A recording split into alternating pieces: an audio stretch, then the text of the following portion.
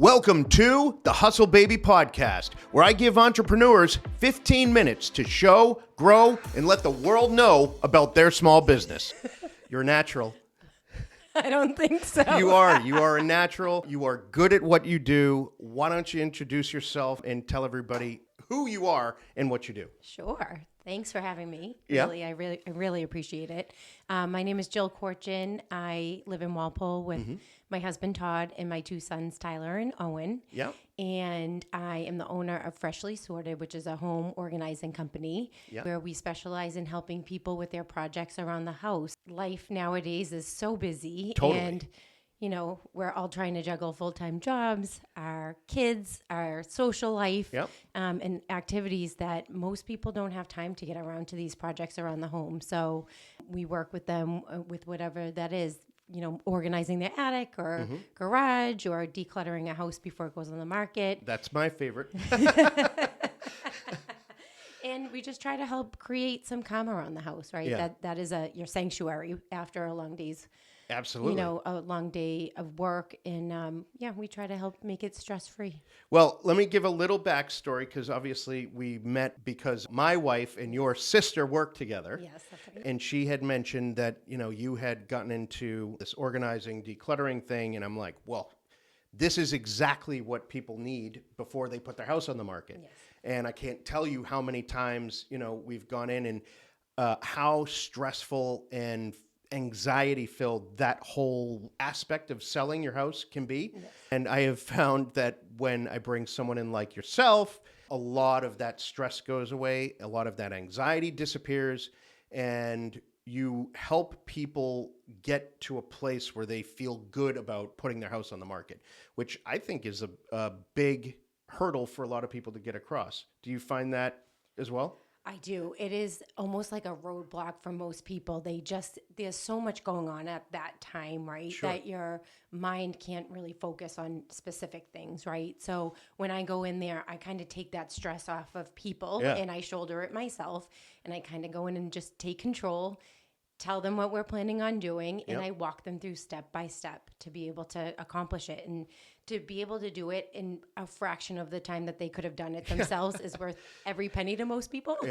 Yeah. Well, I mean, in the way, we've done a couple projects obviously together. One of the more recent ones was, I would say, a challenge. One, because the house was so big and there were just so many rooms to go through, and just a challenging situation overall.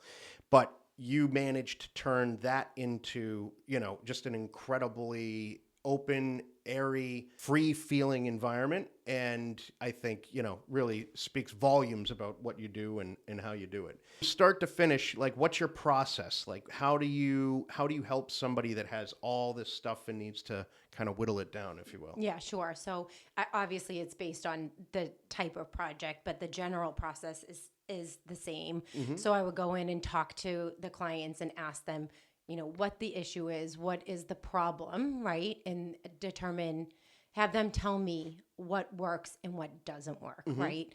And then we schedule some time so that we can work. In terms of working with them? Yes, okay. That's right, yes. So what we do is schedule some time, maybe a few hours, to go through their objects in their houses, right? So if, we kind of lay it out there, put them in piles of donate, trash, keep. And if it's keep, does it stay in the area that we're working through, or does it make more sense in a separate area or in a different area of the house? So we usually spend a couple of hours doing that. Yep. And then I kind of take over by myself and kind of do my magic, right? So I'm like the magician to kind of see it from an unbiased view, right? And I can say, this should be here and this would work better for them. So that would typically take a couple of hours to do, just depending on the size of the project, and go from there. It's challenging as a realtor. You want to be as complimentary as you can about a property, but at the same time, there is things that have to get done in order for us to be in a position where we can sell it and market it and take pictures and all that stuff. So to have a professional like yourself to be able to come in there and already know going in, like, we're going to have to work with these types of things. It's really nice to have somebody like yourself, like a teammate, to kind of help work through that. Yeah. So once you've kind of gone through with the owner and, identified the items that should stay, should go, there's a lot more to the process. Why don't you kind of give us another sort of step into what's next? Yeah. So what's next is once we identify what stays, what goes, we have to come up with a solution, right? And a solution that's going to last for a long time. It's going to be repeatable so that there's success. So I will propose a couple of options for them, and we agree on what to do going forward. And once we install those systems, whatever they may be, we go from there and kind of wrap up the project. Well, I think one of the hidden secrets in doing what you do is, and this happened with the last clients that we just worked with, maybe you don't know this, but not just getting the house ready for sale, but you're also helping people in prepping for their move. And, I think that's a really important part. So give us an idea when it comes to people moving and they're kind of decluttering and doing all that stuff. How do you help prep them for the move and sort of like what's to come? Yeah, sure. So just in terms of physically, when we had gone through what stays, what goes, I purchased all of the moving materials for them. And I would take the objects that they were taking with them, but wasn't to remain in the space for staging purposes. I packed it away for them, and I moved it into the garage so that they could easily move it into the new home at their leisure, but it was out of the house, right? So that we could continue with the progress of getting the house on the market. When you get all the things that are going to be moved like to the new house, how would that work with like a moving company? Is it pretty much boxed ready to go? Yeah, boxed so it's ready like, to go. You got all the popcorn and all that stuff ready. It's packed, safe, ready to go. Labeled into what room it goes in, what is the contents of the box, and it's ready to go. How much money do you think somebody saves by working with you compared to a moving company? I mean, a lot. Even just the time. So like this last instance that we worked in, right? The clients had a young son at home. Yep. So they actually didn't have much time to be able to pack themselves up. So even just the time save is just worth it for them. Yeah. So they said that they would have never been able to get to it with an 18-month-old running around. So just a difficult situation for busy families. Well, you have been a huge help for me. Don't think people can really comprehend how important and awesome the work is that you're doing. One thing that I don't want people to lose sight of is you're an entrepreneur. You are, you kind of went out and you're doing this thing, working for yourself. How did you get involved in this at all? Who says, I want to clean your stuff and organize it? Says no one. Seriously. I got here. So I worked for a Boston-based asset management company for 24 years. Yeah. And after a firm acquisition, I was laid off. Okay. And a good, very dear friend of mine, a mentor as well, had asked me if I would be interested in helping her organize her home. I love that stuff. God bless you. So, and I am not someone to sit around. I like to be busy. I'm way more productive that way. So I agreed to do it. And after several weeks of projects within our house, she said to me, you are so talented in what you do. You should be helping other people. Wow. So I said, I just don't know if that would be possible. But after thinking about it for a while, it's, like I mentioned at the beginning, people are so busy right now that by the time that they have a couple of hours to do something, it's the last thing that they want to be doing. They want to be out or enjoying their kids or doing something more fun than, combing through their attic and organizing things. So I jumped in with both feet and it has been an amazing experience and just very rewarding in the end once a project is done, just to see how happy the clients are, how great I feel about it. It's just, it's a good feeling. What is some of the biggest challenges that you face? I mean, obviously, sometimes you're looking at a mountain of stuff and you have to,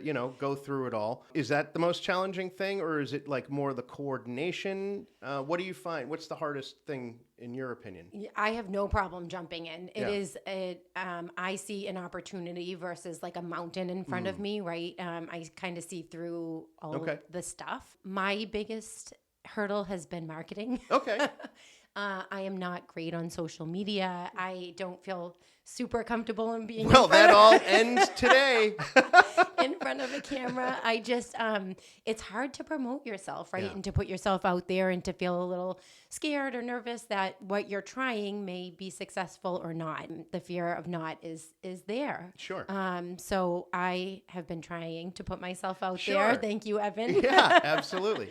And really just try to learn and to, take the help when help is offered, right? And kind of go from there. So I can just tell you, just from being able to see what you can do, for me, is the most important reason to have you on. Like we kind of alluded to, getting your house ready for sale in my business is probably the number one reason people don't do it when they need to, because there's so many things. There's another aspect of the business, which is getting rid of stuff. Tell us a little bit about the junk removal part of it and any relationships that you might have there. So junk removal, well, let's talk about, there's two different things, right? There's recycle, which is super important to me. And that is either donating or making sure it goes to the right place, right? So donating, I typically take a carload a day that I'm working at a home and take that to, say, Savers, where it will go to somebody who needs, needs it and can access certain things at a lower price. We also, I can't remove trash, right? I can't take trash.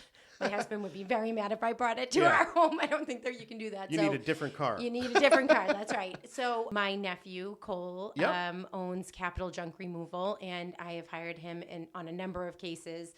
Their company is wonderful. They come in, they're very efficient and quick. I've used them multiple times, and they just do a phenomenal job. So good plug for Capital Junk. And I've used him as well on a couple of extremely challenging projects dating back a couple of years. So any support I can give to him too, is great. But he is, I would say, from at least the experience that I had with him in one of the projects that you, myself, and he worked on, instrumental in helping get us to the point. The other thing I want to mention too is that, you are typically doing this in a very, very short window of time.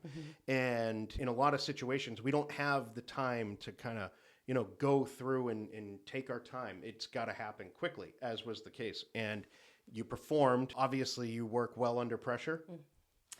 I think pressure for me is a good thing, right? Like I've noticed the more time that I have, the least productive I am. Okay. So the busier I am, the more I will get done. So I think there's a saying, hire a full-time working mother to get things done, right? Like it is kind of the epitome of me in that I work better having more on my plate. Yeah, because you're on the move, you're constantly, going. Any advice that you might have for somebody that's, up and coming, or even just wants to, kind of go out and work on their own? Any advice that you might have for someone?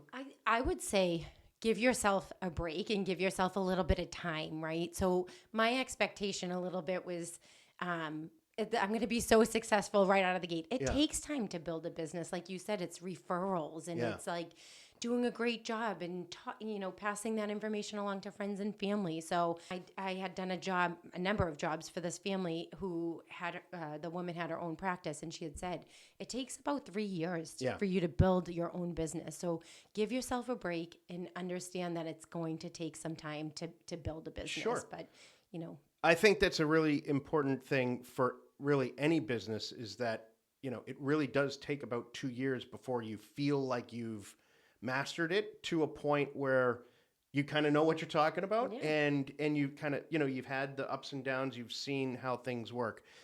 So I do think it does take some time. So anyway, I think that's really good information. Where do you see yourself going from here? Where do you want to go? Barbados. Oh, yes. Where do I see myself going? I want to be able to help every family, right? It doesn't necessarily have to be high net worth, affluent households. I think that the service is for everyone, really. And when I was first launching my website, I had shared some with my sisters, and they had given me feedback like, I just don't know, based on your website, it's beautiful, but people might think that you are outpriced for them. Got it. So, and we had done a comparison about, what people pay for landscapers every year, what people pay for house cleaners every year. And you think about that, it's thousands of dollars that people pay over and over and over again, right?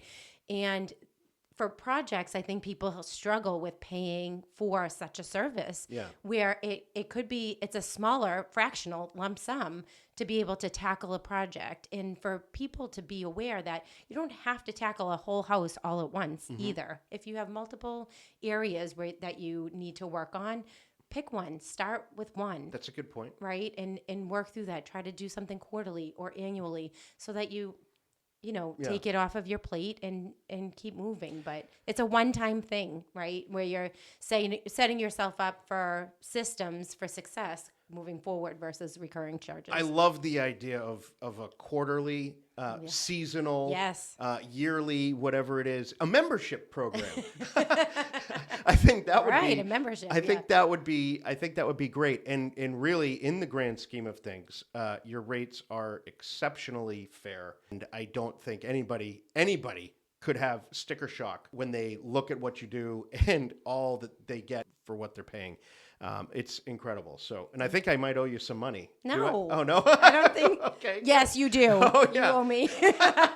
One of the reasons I had you on, I don't know if I told you this or not, but one of the reasons I had you on is I want to highlight your business because you can help me help my clients get into a better position. So if I were to offer your services to anybody that wants to work with me, well, then we're all helping each other and, getting to the end goal, which is, selling the house for the most money, having it look good and all of that. And everybody benefits from that. Thank you very much and continued success. Thank you. Thank you, Evan. All right. Bye, guys. Bye.